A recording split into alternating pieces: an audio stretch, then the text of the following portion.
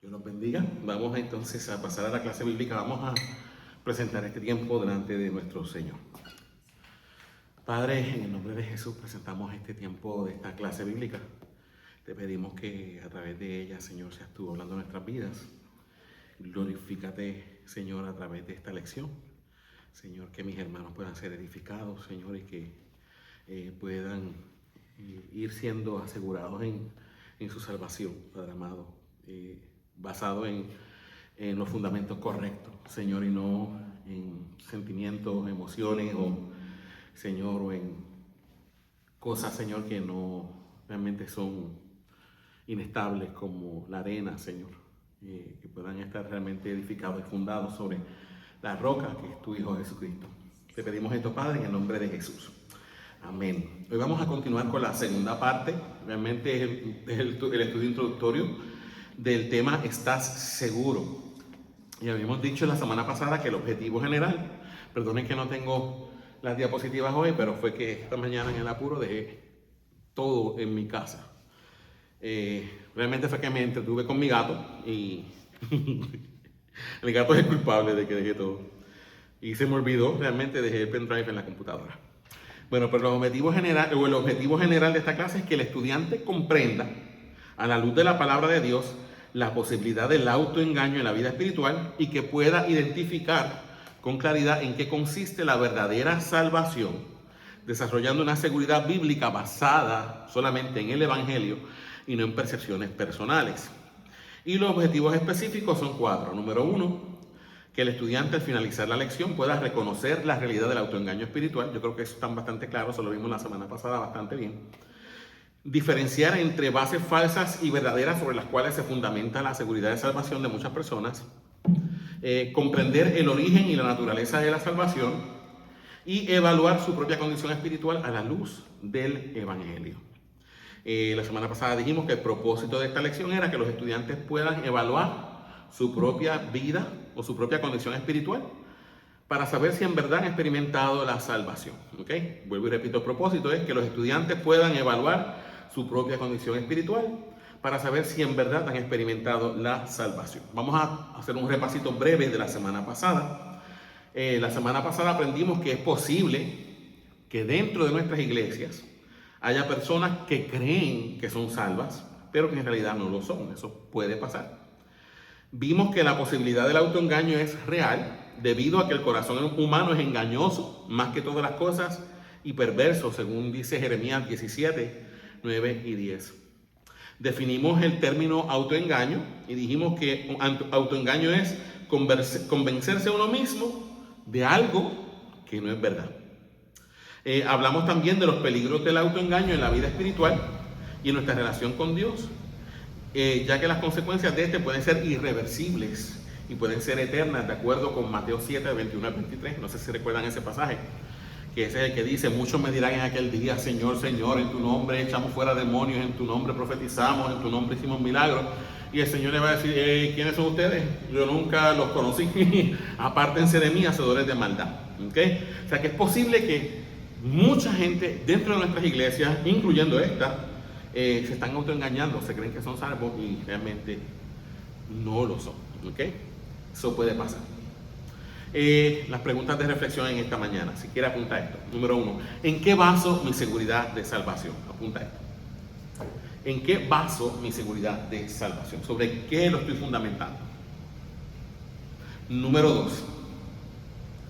¿He experimentado convicción de pecado? ¿He experimentado convicción de pecado? Y la tercera y última, ¿confío solo en Cristo o confío en algo más, algo externo fuera de Él? ¿Confío solo en Cristo o en algo más? ¿Ok? Esas son las 3 preguntas de reflexión. ¿Sobre qué baso la seguridad de mi salvación? ¿He experimentado convicción de pecado? ¿Estoy confiando solamente en Cristo para mi salvación o confío en algo más? Cristo más, algo adicional. La semana pasada definimos lo que era un cristiano y dijimos que un cristiano es una persona que ha sido transformada por Dios de tal manera que ahora confía únicamente ¿en quién? En Jesucristo para su salvación, que se ha arrepentido de sus pecados y vive en una relación real con Él como su Señor y Salvador. Hasta aquí están conmigo, ¿verdad? Esto es un repasito breve de la semana pasada. También dijimos que no es ser un cristiano, ¿ok? Nadie es cristiano por levantar la mano en un culto en una iglesia. Eso no te hace cristiano. No te hace cristiano repetir una oración, la oración del pecador, ¿ok? Hay gente que los hacen pasar de frente y los hacen repetir una oración y después le dicen, eres salvo. Y después siguen viviendo como diablos el resto de su vida. Pues no hubo salvación. Realmente la salvación trae fruto, produce fruto, ¿ok? O sea, repetir una oración no te hace salvo. Y número 3, otra cosa que no te hace salvo es hacer un pacto con Dios. Decíamos que hay gente que dice, si Dios me hace tal cosa, pues yo le voy a servir el resto de mi vida. Y piensan que porque hicieron eso, Dios les respondió y ahora están sirviéndole, entre comillas, ya son salvos. Nada de eso nos hace salvos. ¿Ok? Y aquí fue que nos quedamos la semana pasada y es lo que vamos hoy a ver a través de la Escritura, porque en la semana pasada no entramos como tal en la Escritura. Dijimos la semana pasada que la salvación no surge de la voluntad humana, sino que surge del corazón de Dios. ¿Ok? Vuelvo y repito, dígalo conmigo. La salvación no surge de la voluntad humana, surge del corazón de Dios. Dijimos la semana pasada que la salvación no se hereda, que la salvación no es el producto del deseo de nuestra voluntad humana. Número 3, que la salvación no se obtiene por ritos. Número 4, que ningún pastor, sacerdote o líder religioso tiene la potestad en sí mismo de declararte salvo, de hacerte salvo. No.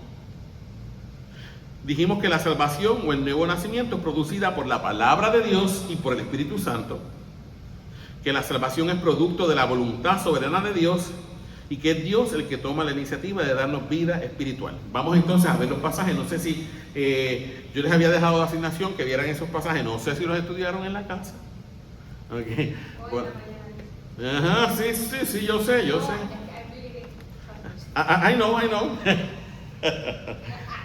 Por eso es que yo sé. Hermanos, somos humanos, yo los conozco. ¿Sabes por qué? Porque yo también soy igual. I know.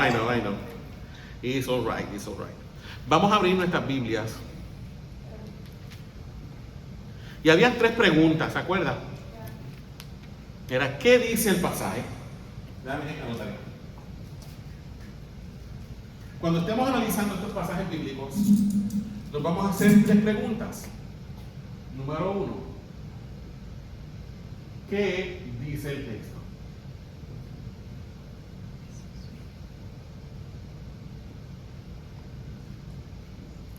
Número 2, ¿qué significa?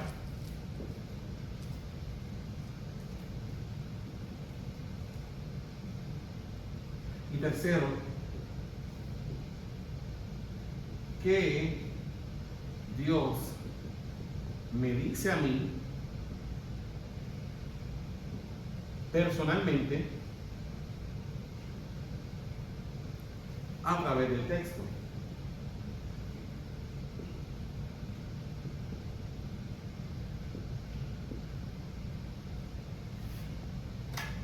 Perdonen mi letra así de espiritista. ¿La entienden? ¿Se entiende? Ok. Vamos en primer lugar a ver Juan, Evangelio según San Juan. Capítulo 1. Evangelio según San Juan, capítulo 1.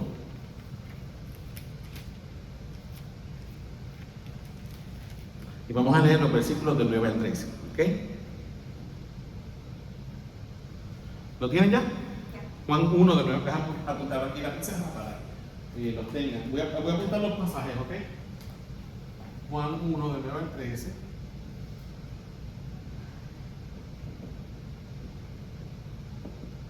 Juan 3.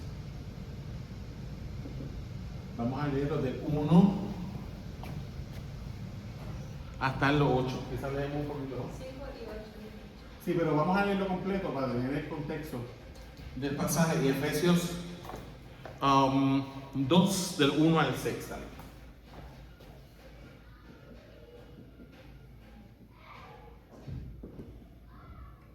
Ok, eso es el pasaje. Tenemos ya Juan 1. Vamos a leerlo todo juntos. A la 1, a las 2. Vamos a leerlo versículo por versículo, ¿ok? A la 1, a las 2 y a las 3. Dice el Juan 1:9. Aquella luz verdadera que alumbra a todo hombre venía a este mundo. ¿Qué nos dice el pasaje?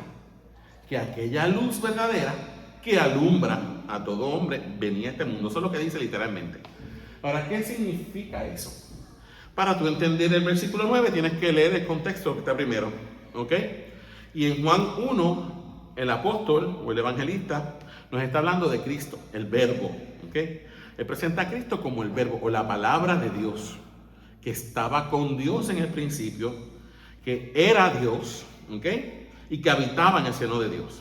Dice que en el versículo 3 dice que por medio de Cristo todas las cosas fueron hechas, ¿verdad? Y que sin Cristo nada de lo que ha sido hecho fue hecho. El versículo 4 dice que en Cristo estaba la vida y la vida era ¿qué cosa? La luz de los hombres. O sea, en Cristo está la vida, dice él, y la vida no es otra cosa que la luz que alumbra a todos los hombres. En el versículo 6 hace un paréntesis y empieza a hablarnos de Juan el Bautista.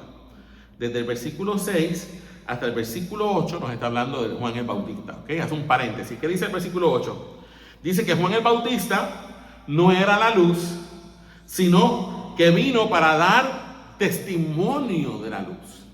Y ahora entramos al versículo 9. Y en el versículo 9 dice que aquella luz verdadera que alumbra a todo hombre venía a este mundo. ¿Quién es esa luz verdadera? Jesús. ¿Ok? Juan no era la luz, él vino a dar testimonio de la luz. Y ahora aquella luz verdadera que alumbra a todo hombre venía a este mundo. ¿Qué dice el versículo 10? Dice, en el mundo estaba, o sea, ya Cristo estaba en el mundo. ¿Qué dice luego? Y el mundo por él fue hecho. Versículo, o sea, ¿quién es ese él? Cristo. ¿Pero qué dice? Pero el mundo no le conoció. Versículo 11, ¿qué dice? A lo suyo vino. ¿Qué es lo suyo? El mundo. El mundo que creó, eso es lo suyo, porque es de él, él lo hizo. Si él es el creador, es el dueño, dice. A lo suyo vino. Pero dice una cosa más. Dice, y los suyos no le recibieron. Ya no está hablando del mundo. Está hablando de los judíos. ¿Ok? Él vino a lo suyo, el mundo que creó, pero los suyos, el pueblo judío, no los recibió, los rechazó. Pero mira lo que dice el versículo 12. ¿Con qué palabra empieza el versículo 12? Más. Y ese más es un pero. Es un pero. Casi siempre los peros son malos, ¿verdad que sí? Ah, él es bien inteligente, pero es feo. Okay. O ella es bien ella canta bien lindo, pero ay Dios mío, está feita la pobrecita, ¿verdad? Siempre que usamos más o pero, casi siempre es para algo negativo, pero aquí está hablando de algo positivo. Primero dice que Cristo vino a lo suyo, que era el mundo que ella ha creado, y que su pueblo, los judíos, no lo recibieron. Pero dice el versículo 12, más o pero, ¿qué dice? A todos los que le recibieron, a los que creen en su nombre, ¿qué dice? les dio potestad. ¿Y qué es potestad? El derecho.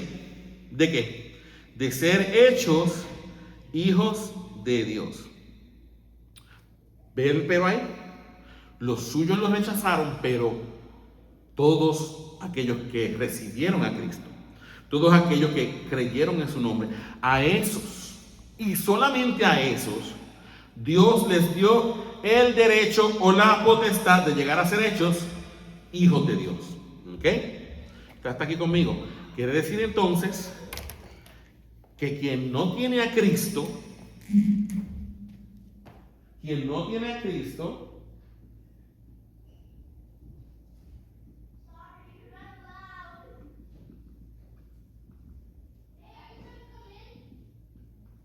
no es hijo de Dios. ¿Está claro eso? Pero ¿qué nos dice la gente? ¿Qué nos dice la religión? ¿Que todos son qué? Que todos somos hijos de Dios. No.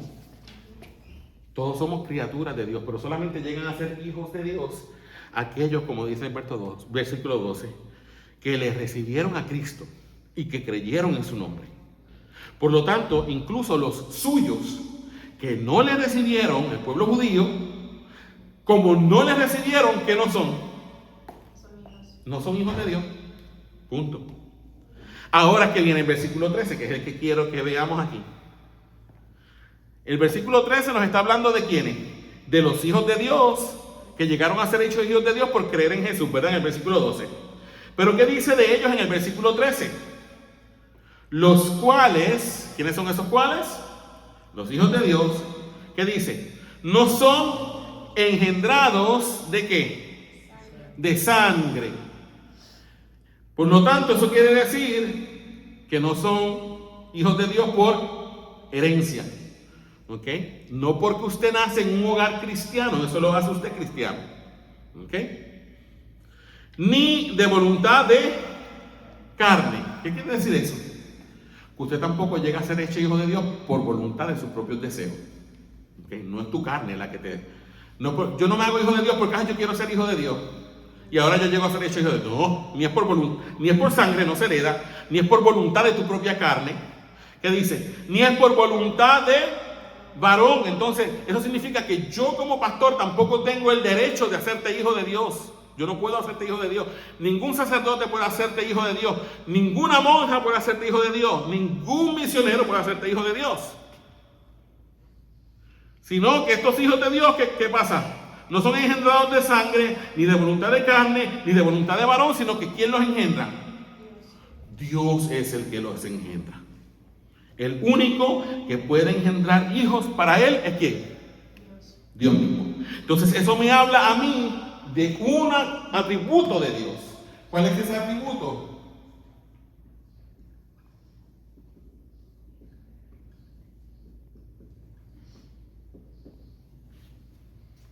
Soberanía. ¿Y qué significa soberanía? Que Dios hace lo que quiere, cuando quiere, con quien quiere y como quiere. ¿Lo está entendiendo? Entonces, nadie llega a ser hecho hijo de Dios por voluntad de sí mismo. Llegamos a ser hechos hijos de Dios únicamente por un acto soberano del Padre, que es el que engendra. ¿Ok? Y eso lo vamos a ver ahora en el capítulo 3 de Juan. Hasta aquí estamos claros. ¿No entendiste, Maynor? Vamos a Juan 3 ahora. Yo le había dicho solamente el 5 y el 8, pero para que entendamos el 5 y el 8 tenemos que ver todo el contexto. Ok, Juan 3, pasamos 2 páginas al frente. Vamos a leerlo todos juntos, a la 1, a las 2 y a las 3. Dice así la palabra del Señor. Dice, había un hombre de los fariseos que se llamaba Nicodemo, un principal entre los judíos. ¿De qué nos está hablando el texto aquí? De un hombre, ¿verdad? Que era ¿de qué grupo? Era un fariseo, por lo tanto, si era un fariseo, Nicodemo era un hombre. No. Al contrario. Era un hombre que... Habían 3 sectas en el judaísmo. Estaban los fariseos, saduceos y los herodianos. Digo, había más sectas, pero esas eran las que mayormente estaban en el templo a tiempos de Jesús. ¿Puedo borrar esto? Ok. Dice aquí que Nicodemo, dice, había un hombre de los fariseos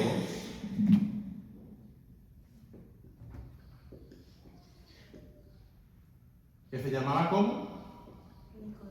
Nicodemo. ¿Y qué dice de Nicodemo? ¿Qué era qué? Dilo en voz alta, Mario. Un principal entre los Un principal entre los judíos. Un fariseo no era un hombre pecador. No.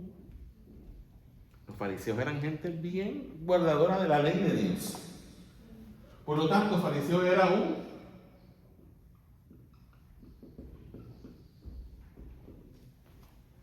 ¿qué era fariseo? ¿Qué era Nicodemo? Un religioso. Era un hombre religioso. Se llamaba Nicodemo y era tan religioso que la Biblia dice que Nicodemo era ¿qué? Un principal entre los judíos. No era cualquier cosa. ¿Ok? Era un hombre que tenía un puesto de autoridad sobre los judíos. ¿Ok? ¿Qué dice el versículo 2? Todos juntos, a la 1, a las 2 y a las 3. ¿Qué dice? Este vino a Jesús de noche. Eso está hablándonos de algo importante. ¿Por qué vino a Jesús de noche? A escondidas. No quería que los demás fariseos lo vieran que se estaba reuniendo con Jesús. ¿Ok? Vino a Jesús de noche y le dijo, Rabí, ¿qué significa Rabí? Maestro, Rabí, sabemos que has venido de Dios como maestro, porque nadie puede hacer estas señales que tú haces si no está Dios con él. Ahora, ¿cómo Nicodemo sabía que Jesús hacía grandes señales? Para tú entender eso, tienes que leer el capítulo 2, que es el capítulo que está antes. Dice, vamos a leerlo rapidito, del 2.13 en adelante, dice, para que entiendas el contexto de por qué él le dice, sabemos que has venido de Dios como maestro. Dice, estaba cerca, el versículo 13 del capítulo 2 dice, estaba cerca la Pascua de los judíos, y subió Jesús a Jerusalén, y halló en el templo a los que vendían bueyes, ovejas y palomas, y a los cambistas allí sentados, y haciendo un azote de cuerdas echó fuera del templo a todos, y las ovejas y los bueyes, y esparció las monedas de los cambistas, y volcó las mesas, y dijo a los que vendían palomas, quitad esto de aquí, y no hagáis de la casa de mi padre casa de mercado. Entonces se acordaron sus discípulos que está escrito, el celo de tu casa me consume. Y los judíos respondieron y le dijeron, ¿qué señal nos muestras ya que haces esto? Respondió Jesús y le dijo, destruid este templo y en 3 días lo levantaré. No estaba hablando del templo de Jerusalén, estaba hablando de su cuerpo, pero los judíos pensaron que estaba hablando del templo. Dice, dijeron luego los judíos, en 46 años fue edificado este templo, y tú en 3 días lo levantarás. Mas él hablaba del templo de su cuerpo. Por tanto, cuando resucitó de entre los muertos, sus discípulos se acordaron que había dicho esto, y creyeron la escritura y la palabra que Jesús había dicho. Versículo 23, ¿qué dice? Dice, eso pasó antes de la Pascua, ¿verdad? Porque lo que dice el versículo 3, estaba cerca la Pascua de los judíos. Pero ahora en el versículo 23, ¿qué dice? Estando ¿dónde? En Jerusalén, en la fiesta de la Pascua, muchos creyeron en su nombre. ¿Por qué? Viendo las señales que hacía. Entonces Jesús en Jerusalén, en la fiesta de la Pascua, hizo señales. Pero ¿qué dice el versículo 24? Pero Jesús mismo no se fiaba de ellos. ¿Por qué? Porque conocía a todos. ¿Y qué dice el 25?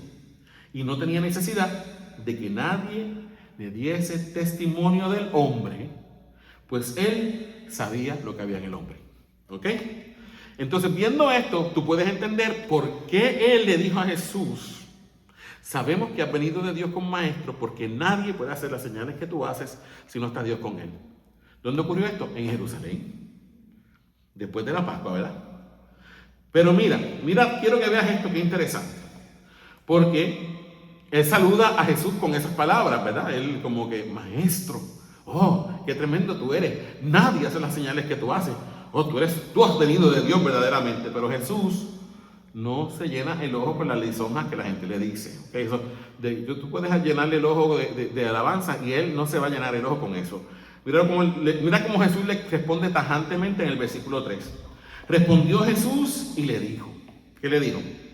De cierto te digo, que el que no naciere de nuevo, no puede ¿qué? Ver el reino de Dios. Ese fue el saludo que Jesús le dio. Le dijo, mira, Nicodemo, en verdad te digo, que el que no naciere de nuevo no va a ver el reino de Dios.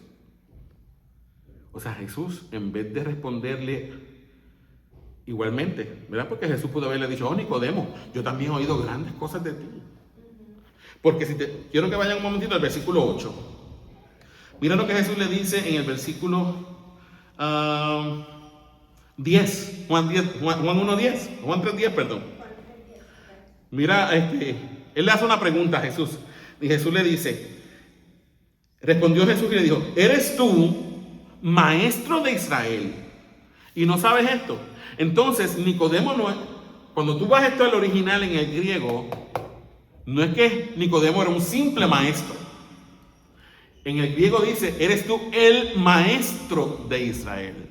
No eres maestro, eres el maestro de Israel. ¿Y qué significa que eres el maestro de Israel? Que él era maestro de maestros.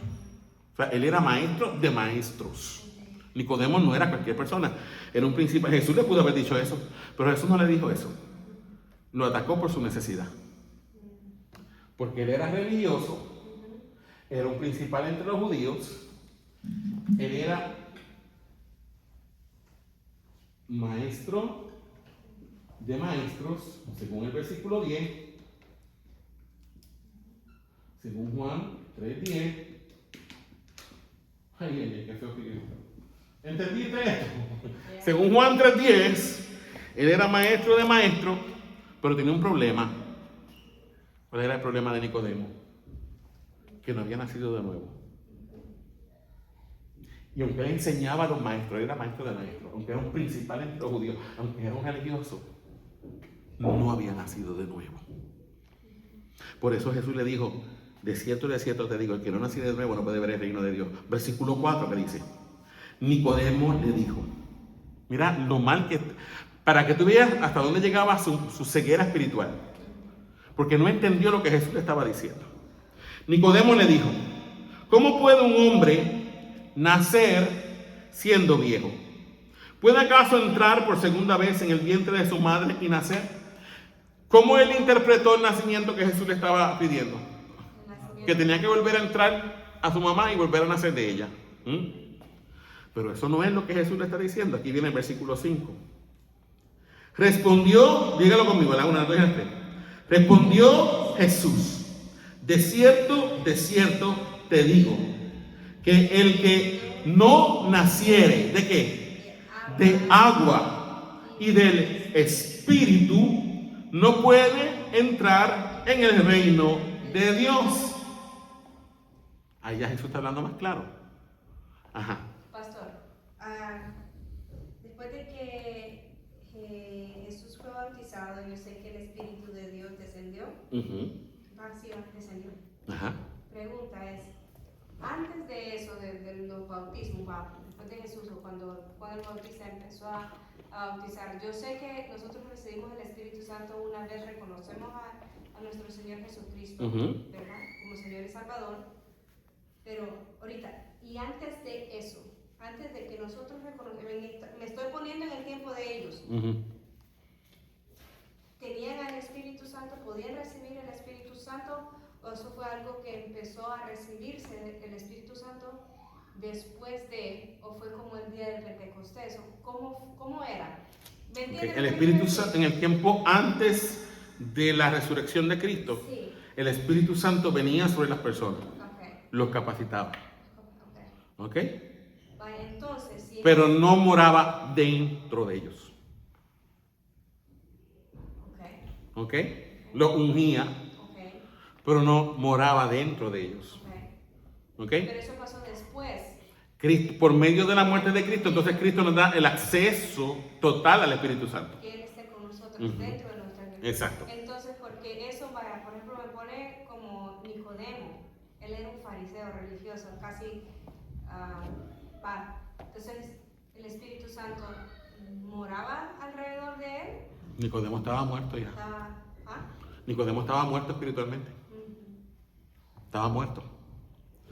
Era Pero religioso. entonces, ¿cómo puede ser religioso Porque la gente es religiosa, pero está muerta. La mayor parte de la gente religiosa realmente no conoce a Cristo. Tienen una religión, ellos viven unos patrones, siguen una serie de reglas, pero no necesariamente significa que son salvos. En esos tiempos, por eso vino Jesús, porque todo el mundo creía que estaba en lo correcto, Sí. que hacía todo. Y hoy día igual. No, hoy día igual, claro. ¿Me entiendes? Pero los seres humanos seguimos siendo los mismos. Entonces, ¿qué pasa aquí? Jesús le dijo a él que el que no naciere, ¿puedo borrar esto un momentito? Entonces, el nuevo nacimiento, Jesús dijo que el nuevo nacimiento era del agua más el espíritu, y ese espíritu con E mayúscula produce la regeneración. Esto es otro término para hablar de nuevo nacimiento. ¿Estás entendiendo hasta aquí? Cuando dice, déjame entender. Espérate, estás hablándome ahora de la mujer samaritana, pero estamos en el capítulo 3. Sí, déjame seguir aquí en el capítulo 3. Ya mismo vemos eso de la mujer samaritana. Porque estamos ahora mismo en Juan 3, papá, en Nicodemo. Jesús dijo que el nuevo nacimiento era producto del agua más el espíritu. Cuando usted lee esto ahí, cuando dice del agua, ¿qué usted piensa que está hablando ahí? Bueno, antes, pues Dios literal del agua. Pero ahora obviamente es diferente. Okay. Ya, ¿Por qué? ¿A qué te referías con nacer del agua? ¿Qué era nacer del agua? Para ti. para mí, Y para muchas. Te voy a preguntar la Mayna, porque tú sabes. ¿Qué es para ti nacer del agua? No, en realidad no tengo. Ok. Mucha gente dice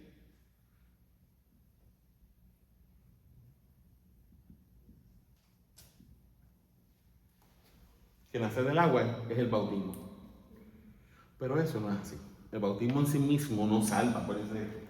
El bautismo es un tipo, o es una señal visible de lo que realmente ocurre en el nuevo nacimiento. Pero el bautismo en sí mismo no salva, porque el agua no te va a salvar. ¿Okay? El agua en sí misma no tiene poder para salvar. El agua es un símbolo de algo, un símbolo tangible de algo invisible, de algo intangible.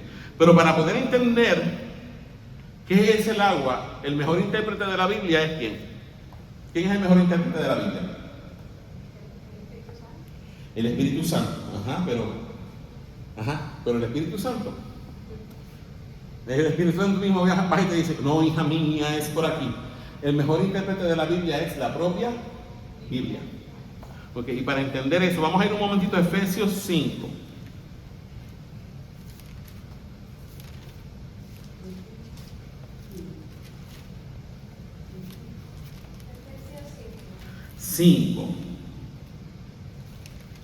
Y aunque el contexto que está hablando aquí es de la relación del esposo y la esposa, nos dice algo aquí. 5:25. Efesios 5:25. Vamos a ver, a la 1, a las 2 y a las 3, que dice: maridos, amad a vuestras mujeres, así como Cristo amó a la iglesia y se entregó a sí mismo por ella, para santificarla, habiéndola ¿qué? Purificado, ¿en dónde? En el lavamiento de ¿qué? Del agua por la palabra. Entonces, el agua aquí no es el bautismo. El agua es, ¿qué cosa? La palabra.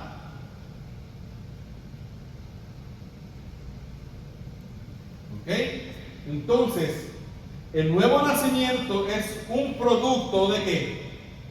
de la palabra más el Espíritu. O sea, sin esa combinación de la palabra de Dios, que es el Evangelio, y el Espíritu Santo trabajando en sinergia las dos cosas, no se produce la regeneración o el nuevo nacimiento. Me gusta siempre hacer este ejemplo.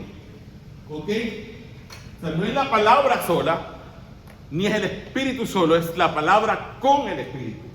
Entonces, para que tengan un ejemplo, acuérdense de, me gusta hacerlo así. Esto es un óvulo. ¿Ok? Un óvulo. El óvulo es la palabra. Pero el óvulo solo, si no es fecundado, ¿qué pasa a los 28 días? Se va en la menstruación, ¿verdad que sí? Entonces, para que se active la vida que está dentro del óvulo, tiene que ser fecundado por un espermatozoide, ¿verdad que sí? Entonces ahí se produce la vida, esa sinergia. Entonces, imagínense que el Espíritu Santo es como el espermatozoide que fecunda la palabra que está ¿dónde? En el corazón. ¿Por qué te ríes? Está feo, pero déjalo así, lo entendiste. ¿Me entiendes? Pues el nuevo nacimiento se produce por una interacción del alma, de la palabra y el Espíritu, y eso produce la regeneración, el nuevo nacimiento. Volviendo a Juan 3, mire para atrás.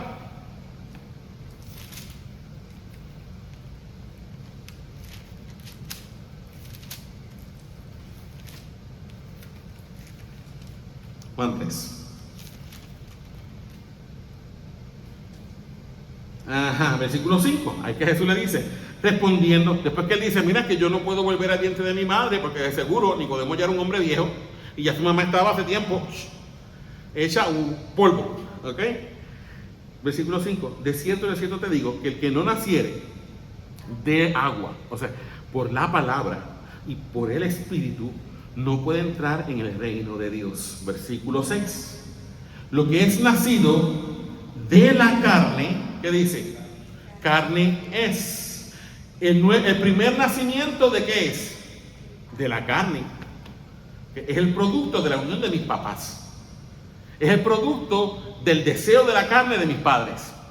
Vamos a hablar claro. ¿Okay? Yo nací porque mi papá y mi mamá se desearon. Y producto de esa unión nací yo. Por eso, lo que es nacido de la carne, carne es. Pero lo que es nacido del Espíritu, Espíritu es. ¿Ok? Y versículo 7 que dice, no te maravilles de que te dije, os es necesario nacer de nuevo. Entonces no te sorprenda que yo te digo que tienes que nacer de nuevo, porque tu primer nacimiento fue el producto de la unión física de tus padres. Lo que se produjo allí fue un pecador que nace bajo maldición, que nace en muerte espiritual, nace muerto espiritualmente, está vivo físicamente, pero muerto espiritualmente. No tienes deseo por las cosas de Dios, no te nace. Hay gente religiosa, pero eso como quiera no los hace salvos. ¿Por qué? Porque lo que viven es una serie de reglas y piensan que con eso agradan a Dios. Pero Nicodemo era bueno. Los fariseos eran gente moralmente intachable. Ellos guardaban la ley de Dios perfectamente, pero estaba muerto espiritualmente. O sea, tú eres religioso, Nicodemo, tú eres maestro de maestros, tú enseñas la ley a otra gente, pero tú no has nacido de nuevo. Entonces no te maravilles que te diga que es necesario nacer de nuevo. Pero mira lo que dice el versículo 8. Dice, el viento sopla de donde quiere y oyes su sonido, mas ni sabes de dónde viene ni a dónde va. Así es todo aquel que es nacido del Espíritu. Ven acá, ¿qué quiere decir eso? Viento, soplo, neuma, Espíritu. Está haciendo una analogía entre el viento y el Espíritu Santo. Dice que el viento sopla de donde quiere, o sea que el viento se mueve como libremente. ¿El viento te pide permiso? No. Él sopla de donde quiere, dice, y oye su sonido, mas tú no sabes de dónde el viento viene ni para dónde va. Dice, así es todo aquel que es nacido del Espíritu. ¿Qué quiere decir esto? Que el nuevo nacimiento es un producto de la obra soberana del Espíritu Santo. Él sopla de donde quiere y oye su sonido. O sea, Él sopla a quien Él quiere, y a quien Él quiere, Él le da vida. ¿Cómo es posible, pastor? Sí, Cristo lo dijo. Dice que Él le da vida a los que Él quiere. Entonces no le da vida a todo el mundo. Él le da vida a quien Él quiere. ¿Usted me está entendiendo? Obra soberana. Jesús lo está diciendo a Nicodemo aquí en el versículo 8. El viento sopla de donde quiere y oye su sonido, mas ni sabe de dónde viene ni a dónde va. Así como el viento se mueve libremente y soberanamente, así es todo aquel que es nacido del Espíritu. Nace por una obra soberana de Dios. Entonces, ¿por qué Nicodemo tenía que nacer de nuevo? Porque estaba muerto espiritualmente. Y ahí vamos a Efesios 2, del 1 al 6. La Biblia se interactúa una con otra. Lo que no dice claramente en un lado, lo dice en otro. Efesios 2, 1.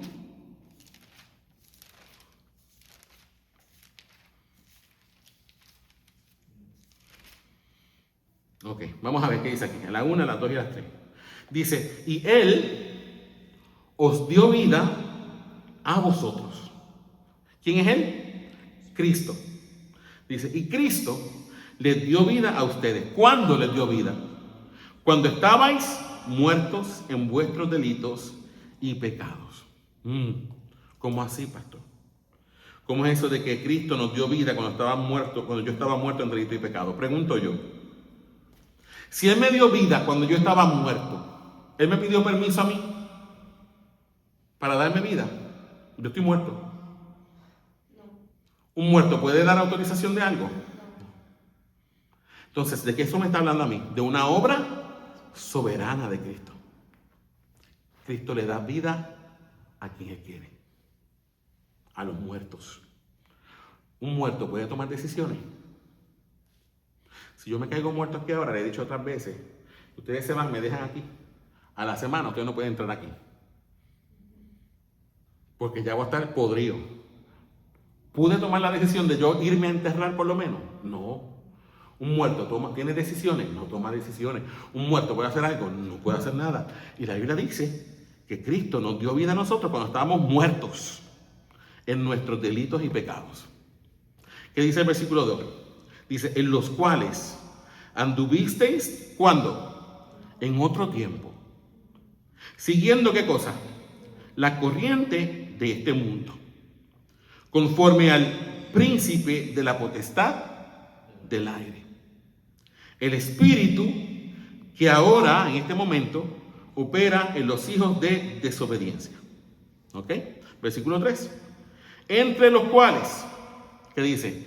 También todos nosotros vivimos en otro tiempo. O sea, que el apóstol Pablo reconoce que él también en un tiempo, él vivió como bajo el príncipe de la potestad del aire.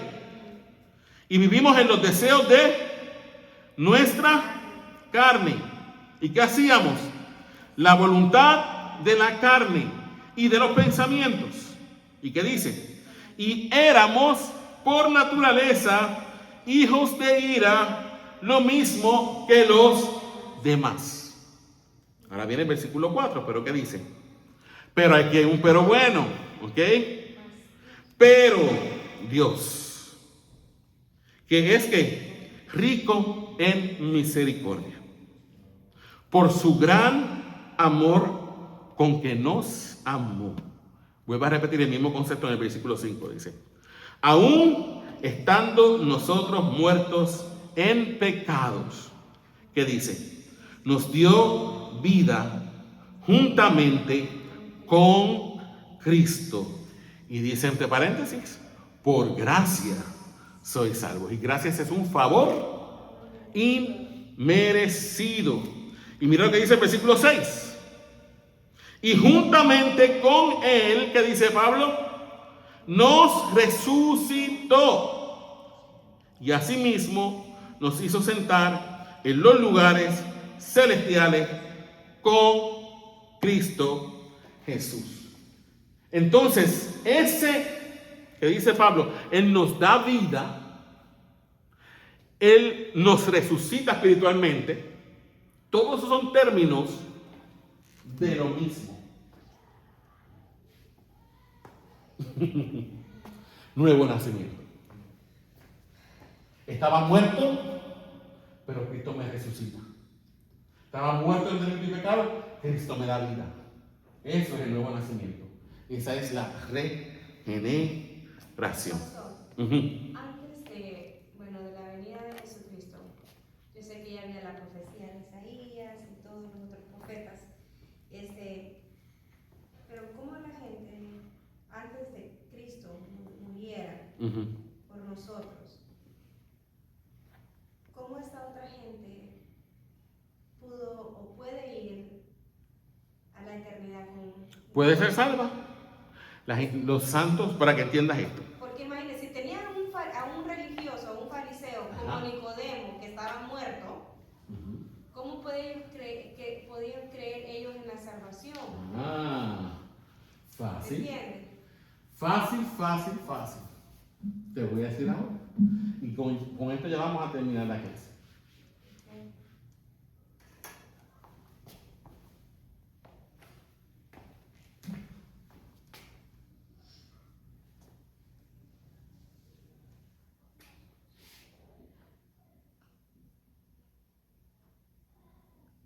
Eso antes me puedo pensar a otra. Yo sé que yo puedo ser ahora salva porque he creído en Jesucristo, en lo que Él hizo. Pero esta gente antes, yo sé que creían en Dios. ¿Sabes qué? No te compliques la vida. Nadie, ni en el Antiguo Testamento, ni en el Nuevo Testamento, puede ser salvo sin Cristo. Entonces, ¿cómo fueron salvos si Cristo no había venido? Habían tipos. ¿Ok? En el Antiguo Testamento Dios estableció un sistema de sacrificios. Okay.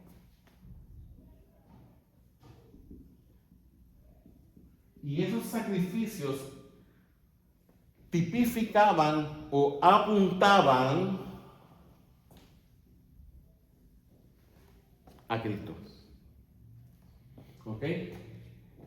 Pablo dice que todo ese sistema era figura y sombra de lo que había de venir en el futuro. El arca de Noé, por ejemplo. ¿Qué tipificaba el arca de Noé? Salvación.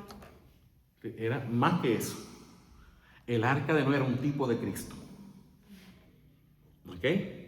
Fue el arca por medio del cual fueron librados del juicio de Dios 8 personas. ¿Ok? Cristo nos protege del juicio de Dios. El arca fue la que sufrió el embate de las olas y de la lluvia, ¿verdad que sí? Pero la gente dentro estaba como salva. ¿Cuántas puertas tenía el arca? Una. ¿Cristo es qué? El camino, único camino. Entonces fueron salvos por Cristo, aunque todavía Cristo no había llegado. Fueron salvos por gracia a través de la fe, porque Dios se reveló a Noé. Dice, Noé halló gracia a los ojos de Jehová, dice Génesis 6. Y su fe lo llevó a construir el arca. ¿Me entiendes? La fe fue en Cristo realmente. O sea, Noé lo que vio fue a Cristo. No lo pudo ver claramente, porque todavía había una cortina. ¿Ok? Había una cortina, había neblina todavía. Es como cuando usted se levanta y mira hacia el frente y lo que hay es mucha neblina. Usted no ve bien que está al frente. Pero ellos pudieron ver a Cristo a través de la neblina. O sea, se salvaron mirando al futuro. Algo que todavía no había venido. Cada vez que una persona iba realmente arrepentida al sacerdote y llevaba un animal en sacrificio, a quien estaba mirando era Cristo. ¿Me estás entendiendo? Porque eran tipos de Cristo. Yo dejo como señales, como marcas. O que algún día va a venir uno. Va a venir uno que va a ser el Cordero perfecto, que va a ofrecer su vida en sacrificio. Y ya no va a haber necesidad más de sacrificio. ¿Me estás entendiendo? Entonces, ellos se salvaron mirando al futuro. Nosotros nos salvamos mirando al pasado. Pero ¿quién es el punto medio? Cristo. Yo una vez escuché... ¿Aclarada tu duda? No, yo una vez escuché a una persona decir, voy a ir a la iglesia y para pedir perdón de mis pecados, obviamente fue un chiste, pero que lo vive, dijo vivir en pecado para volver a pecar. Y en mi mente, para mí, it was like, that is so wrong. Eso es un error que mucha gente comete. La gente piensa que la gracia es licencia para pecar. Y la gracia no es licencia para pecar, al contrario. Cuando usted entiende verdaderamente la gracia y usted sabe lo que costó, que fue la sangre de Dios, pues usted no juega con eso. No juega porque usted ama al que dio su sangre por usted. ¿Me entiende? Entonces, por amor a Él, usted evita hacer cosas. ¿Me entiende? Entonces, el que toma la sangre de Cristo y la tiene por inmunda, porque eso es tenerla por inmunda, realmente, ¿qué demuestra? Que nunca ha sido salvo. ¿Usted me entiende? Alguien que toma la gracia como licencia para pecar nunca ha conocido a Cristo. Se cree salvo, pero se están autoengañando. ¿Estamos hasta aquí? Vamos a parar la clase aquí, que son las 1:15. Y ahorita es más temprano que nunca. Vamos a orar. Estoy terrible hoy. Vamos a orar. Padre, te damos gracias, Señor, que nos has permitido en este día poder compartir tu palabra. Gracias, Señor, por todos estos pasajes de la Escritura, por la vida, Señor, que nos impartes a través de ellos, Señor. Glorifícate en nuestras vidas, Padre. Gracias por Jesucristo nuestro Señor. Ahora despídenos y llévanos con bien a nuestros hogares, Padre, que tu nombre sea glorificado en nuestras vidas. Te lo pedimos en el nombre de Jesús. Amén. Que la bendición del Padre, el amor del Hijo y la comunión del Espíritu sean con ustedes.